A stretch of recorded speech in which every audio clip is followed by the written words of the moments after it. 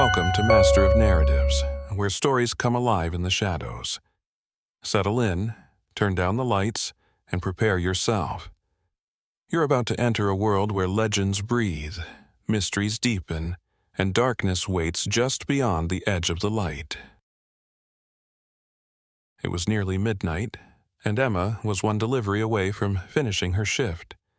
She'd been driving for hours, weaving through quiet suburbs and dodging occasional raccoons in search of one last stop. But she was almost done. Just one more house. The last order popped up on her phone. A late-night pizza delivery to an address she didn't recognize. Odd. She'd covered this area 100 times, and she knew every street name, every hidden cul-de-sac. But this house? It didn't feel right. The address was in the outskirts of town, far from her usual route, at the end of a dark, dead-end street. She squinted at her GPS, double-checking. She'd be lying if she said she didn't feel a little uneasy, but the money was good, and it was just one last delivery. Headlights fell upon the house. It looked almost like a dollhouse, a bit too perfect yet worn, like it had somehow been frozen in time.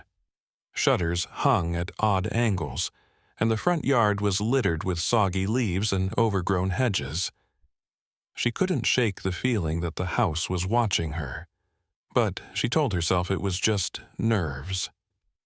Steeling herself, Emma grabbed the pizza, walked up to the door, and knocked. The sound echoed, louder than she'd expected, like there was nothing inside but empty space.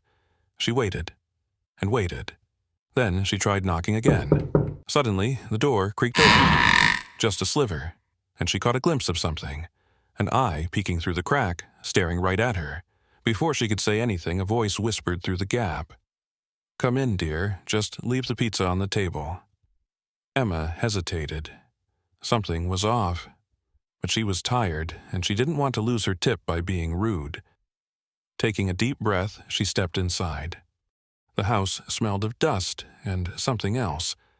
A faint, metallic scent she couldn't place. She felt like she'd stepped back in time. It was the kind of house that made her feel like an intruder, a place untouched by the world outside.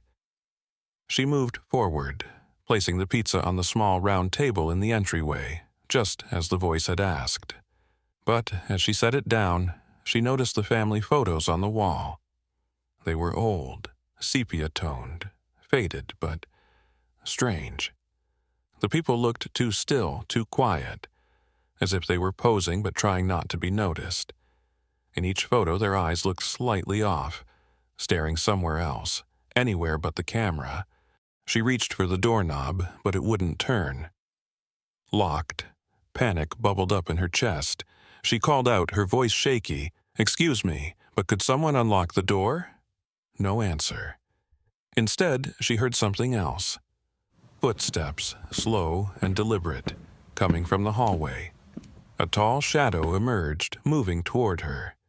She couldn't see the person's face, just the glint of a faint smile in the darkness. Then, as the figure stepped into the dim light, she saw it was an elderly woman. But something was wrong. Her skin was pale, her movements stiff, like a puppet pulled by invisible strings. And her eyes, those same strange eyes, looking just past Emma, not really seeing her. The woman pointed to the pizza. "Would you join us, dear?" Emma's blood ran cold. "Us?" In the flickering light, Emma noticed them. Other people, silent, unmoving. Standing in the corners, their faces blank and empty. Their clothes looked old, faded, as if they'd been standing there for years. Decades, even. She wanted to scream, but her voice caught in her throat. The woman stepped closer, smiling wider now, her mouth stretching just a little too far. "No one ever leaves. You'll stay here too." Emma slammed her fists against the door, her heart racing, her mind scrambling for a way out. She turned to face the shadows, but they were closing in. Silent, unblinking, their empty eyes watching her just like in the photos.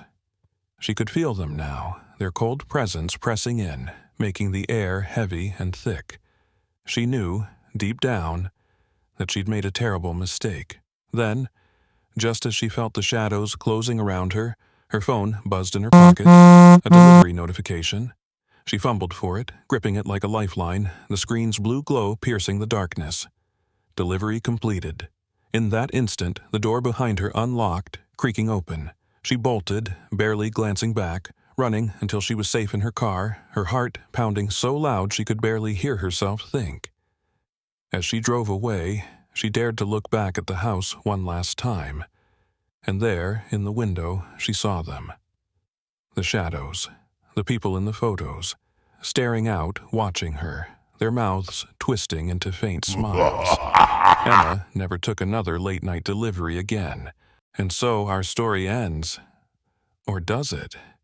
Remember, the shadows are never empty, and sometimes the scariest things are the ones lurking just out of sight. Who knows what could be waiting for you? Thank you for joining us here at Master of Narratives, where we bring tales to life, one spine-chilling story at a time. If you enjoyed this journey into the unknown, make sure to give this video a like, and don't forget to subscribe. Tap the bell icon so you never miss another story. We've got more mysteries, myths, and legends waiting just around the corner.